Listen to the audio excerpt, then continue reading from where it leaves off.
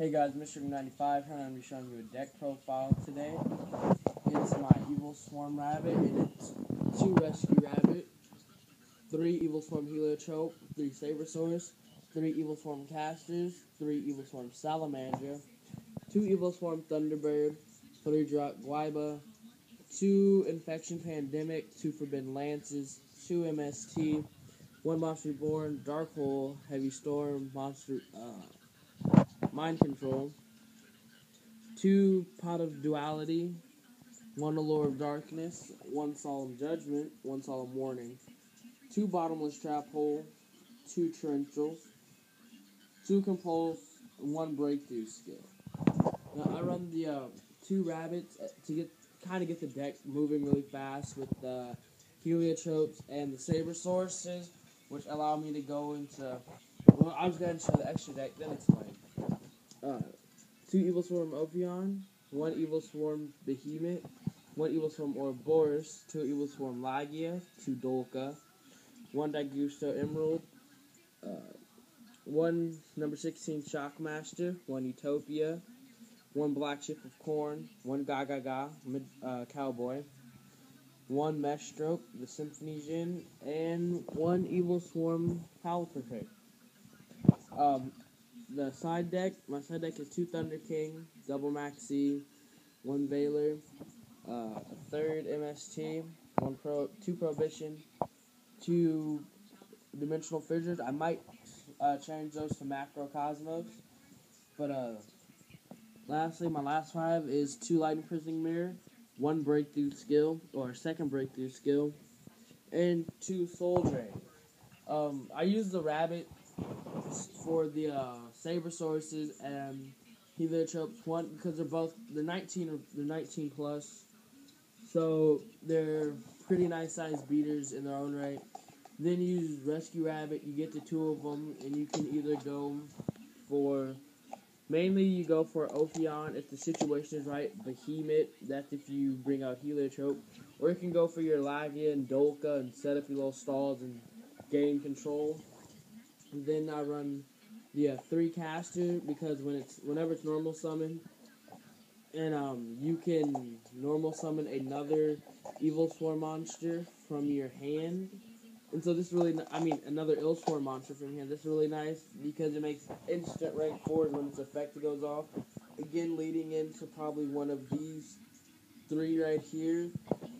Sometimes you have to go for some of your other Exceeds, but mostly for Ophions, and if the situation's right, again, Behemoth.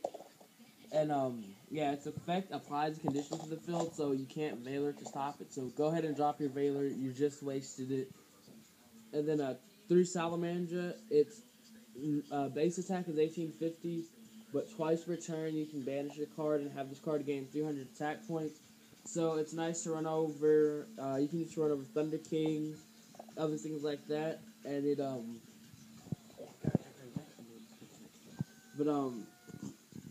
it's just a really nice card overall, and it's a dinosaur, so it's another target to help go into Lagia and Dolka.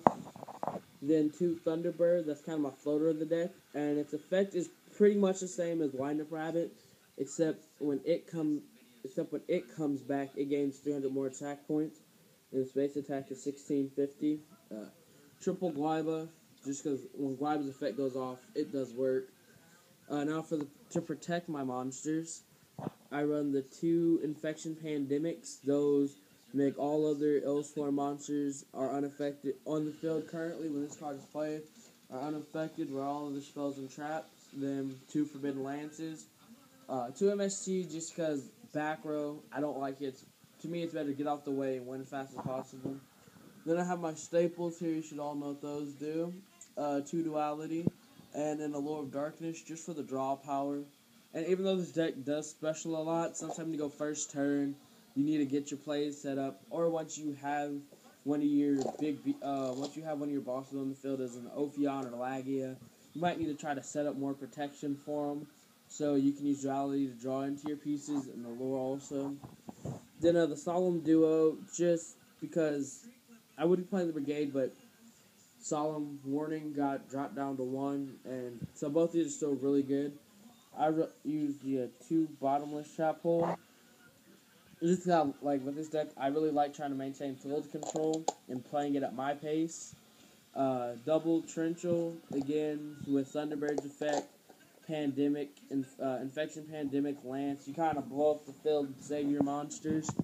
Compul's probably one of my favorite trap cards in the game, just because, like, the plays and stuff you can make with this card are ridiculous, and its chainability is key this format with a lot of back row destruction.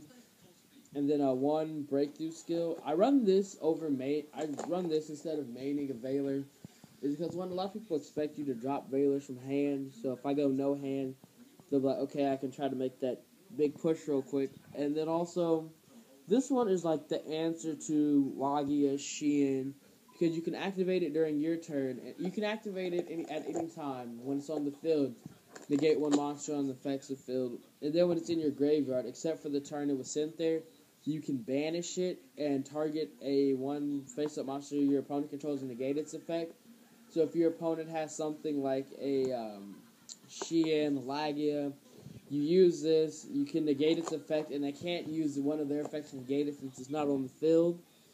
And then you can do what you need to do to get around it, take control of it, do your little shenanigans. And when you drop this early in the game at a key spot, when you have it set up for you to use it on your turn, most people forget it's there, so they're just really confused. Double Ophions, because I was trying to find a room to put it to 3. I might take out Ouroboros, just because I hardly ever really go into him. But when I do, he does put in work, which is why he's in there now. So I might drop something to make room for a third Ophion.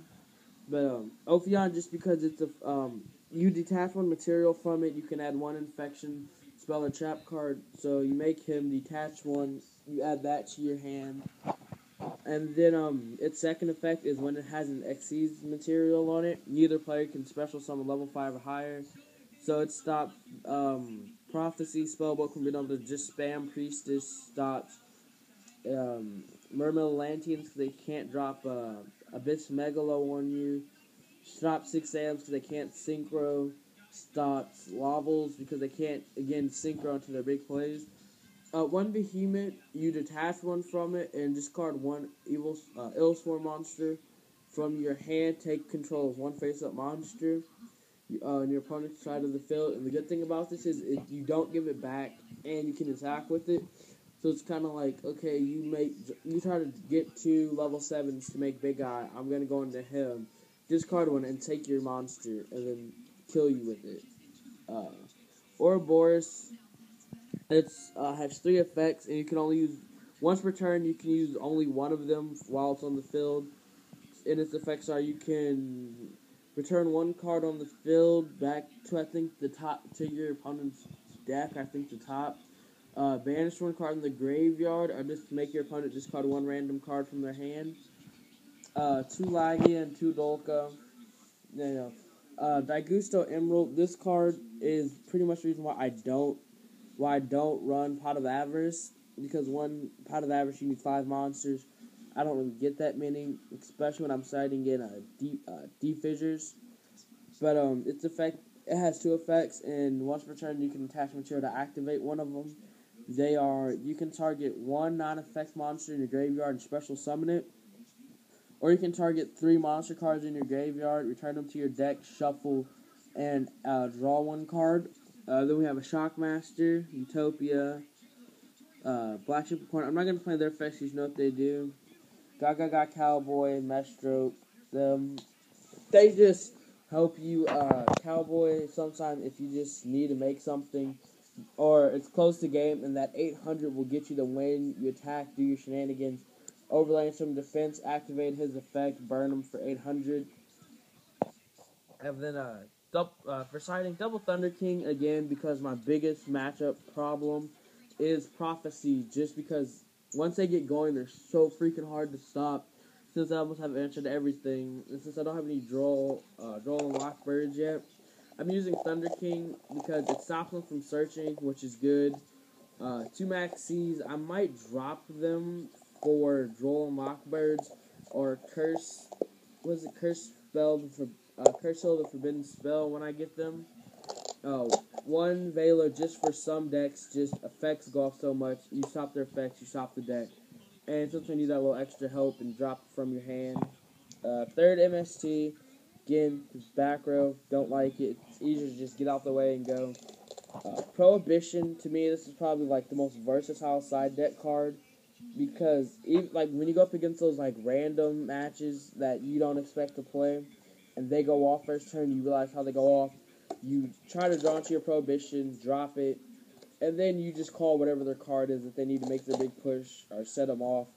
And most like Prohibition is just good for going against anything.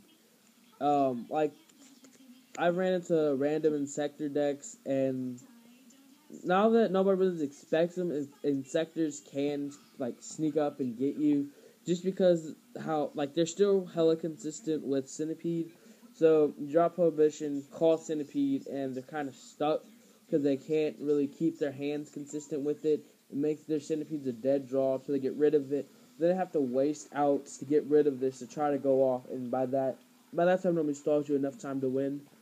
Double D Fissures are just for kind of Dark Worlds and against decks that really need Graveyard more than me. Stops them from being able to drop Veilers, because Veiling my Rabbits or my Ophions kind of puts me in a bad spot sometime. Then for traps, the 2 Light Imprisoning Mirrors, just for your like random, for your chaos matches, you might run into agents, just a lot of things, Light Sworn, stuff like that, random chaos decks. Stops those lights, and only light I run are Shockmaster and Utopia, and I don't really go into them that much anyway, and I don't have any lights in my main deck, so it doesn't hurt me. Double Soul Drain, again. Oh, and also I run this because my second worst matchup would most likely have to be Atlanteans, just because I feel like once they get that Abyss Megalo, then they start discarding stuff and just destroying your field. Kind of puts me in a bad spot. You can play out of it, but it's just easier to slow them down as much as possible. Get your Ophions out, set up your protection, attack, and then pass. Soul Drain, these two also stop Dark Worlds, which is another kind of bad matchup, just because I kind of need in my hand so I can set up, and when they get rid of it, and then they go off by getting rid of both of your hands, not good. So these two stop that. And then the second Breakthrough Skill, just because it's amazing. And with Breakthrough Skill, you kind of get 2 Veiler uses out of it, and you can do it during your turn, which is one drawback from Veiler. It is that, like when I was playing Sam's, Breakthrough Skill is what won me the match, because I activated it during his turn. He uses Sheehan to negate, so I booked, back when I was using Book, I booked it. So he couldn't attack me then. So then he flipped it back up, whatever, was getting ready. I dropped my next turn. I banished Breakthrough Skill from my graveyard. Used Mind Control, took his Sheehan, attacked. He tried to Mirror Force. I just used his Sheehan to negate and won from there. So, yeah. Mission 95, signing off.